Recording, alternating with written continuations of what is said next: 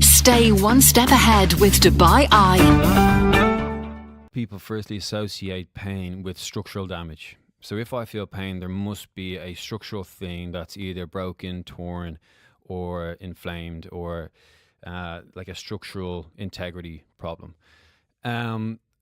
It's kind of, one analogy would be to imagine the engine of a car being broken, and you've got the wiring coming from the engine to the dashboard on your car. The dashboard flashes to light up and says a problem. You take the car to the mechanic. Mechanic says there's no problem in the engine. So why is the light showing up? Well, there could be a problem in the cabling from the engine to the light. So the light is essentially your brain. The light is where your brain is feeling the pain. The brain actually creates the pain. So as we're sitting here and as people are listening, your brain is being fed information from all over your body about a bunch of different things. The temperature in the room, the softness of the seat, what's going on in the room. Is there a fire in the corner? Is there a monster in the corner? Is there a loud noise? And your brain is processing them, and it's saying, okay, there's no threat here.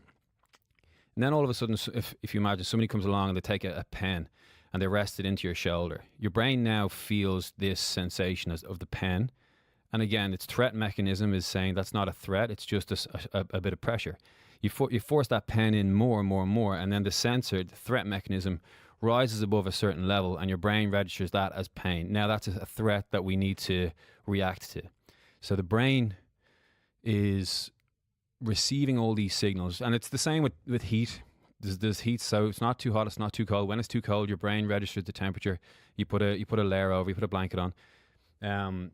There's a whole bunch of them, but with pain, it's more kind of accurate to think about, we don't have pain sensors, but we have threat sensors. And when the brain receives a signal, it's called nociception if anyone wants to look into it. When the brain receives the signal that's beyond a certain threshold, it then registers as pain. So that happens on a scale.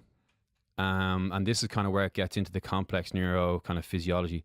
And this falls in line with general stress and anxiety.